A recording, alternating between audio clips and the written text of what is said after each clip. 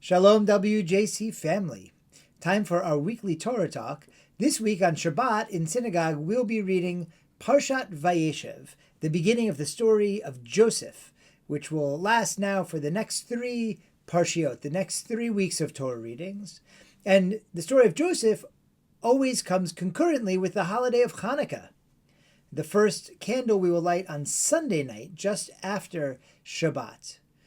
And there's a lot of things we could say to connect Joseph's story and the Hanukkah story. Today, I want to focus in on one verse from our parsha, chapter 39, verse 2, which says, Vayehi Adonai et Yosef, Vayehi ish matzliach. It's kind of, Vayehi means to be with, but in an active kind of way. So Adonai was with Yosef, actively present in Joseph's life, and Joseph was a successful man. Now, it's a very interesting passage because in chapter 39, where this verse comes from, it's verse 2, we just learned that Joseph has been sold into slavery, and now he's got a job as a slave in the house of Potiphar. Hardly seems like a situation in which anybody could be successful. So what are we to make of this? It seems that something, even though Joseph's life has all these ups and downs, highs and lows, there's something about his life that always made him feel successful. Something that despite his circumstances, which how much lower can you get than to be enslaved in the house of a wealthy man in a foreign country? So what is he successful at? And how does he know that God is with him? And that brings us to the Hanukkah story. Hanukkah, we know, is the festival of lights. And the Talmud tells us of two methodologies for lighting the Hanukkiah. One that we ultimately reject and don't do, which is that of Beit Shammai. Beit Shammai says on the first night we should light all 8 lamps and each day take 1 lamp away. Beit Hillel, with whom we are much more familiar, says that on the first day you light 1 light, and then subsequently each day add a light, as we do to this day. Now, why the discrepancy? Beit Shammai's method, they say, is drawn from the bulls of Sukkot, but Hillel's reasoning, which is the one that I want to highlight, is that we go up in holiness, but we don't go down in holiness. Right? Ma'alin b'kodesh v'lo moridin b'kodesh. So what does this mean? I mean, first of all, it seems to make more sense, Beit Shammai's method, right? On the first day you had the most oil, so light 8 lights, and then each day the oil would have lessened a little, even if it was lasting a miraculously long time. So we take away 1 light. Whereas Hillel's methodology is very odd. We start with 1 candle and we go up, but that first candle on that first day, if what we're measuring is the significance of the miracle on that day, right? So the first day, there's no miracle at all. The second day, it's a little miracle. And then by the 8th day, this miracle, how could it have lasted so long? It's amazing. The trouble is the first day doesn't deserve a candle at all, because the cruise of oil was supposed to last for 1 day. So there shouldn't be any light, according to Hillel's methodology, on that first day.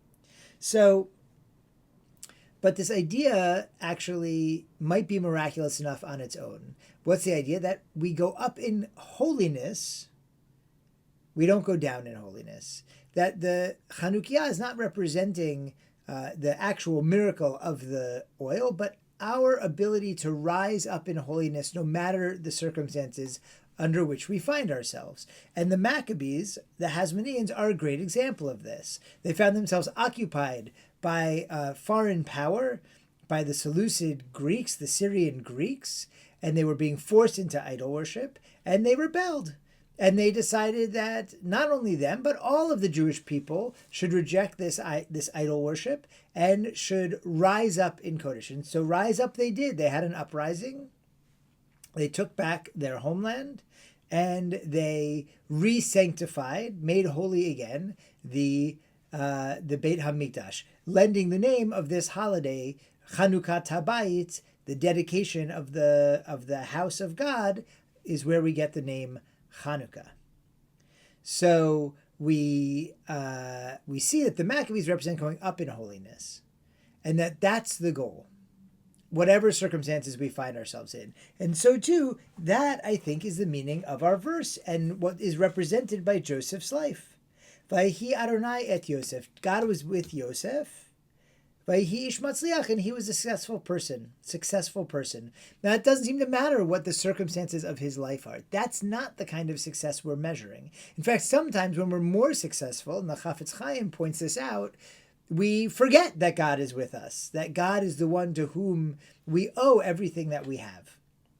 And so we end up going down in Kodesh, right? We get more stuff, but the holiness of our life goes down because we get so caught up in the material, we say, we don't really need God anymore. It's a classic lament of God to the Jewish people. You're going to have success, and then you're going to forget about me. And Joseph, what made him special is that he never forgot about God. And whatever his circumstances, he always managed, whether he was low or whether he was the prince of Egypt, he always managed to rise up his level of holiness. Just like we celebrate on Hanukkah, as we add one candle at a time, we work to rise up in holiness.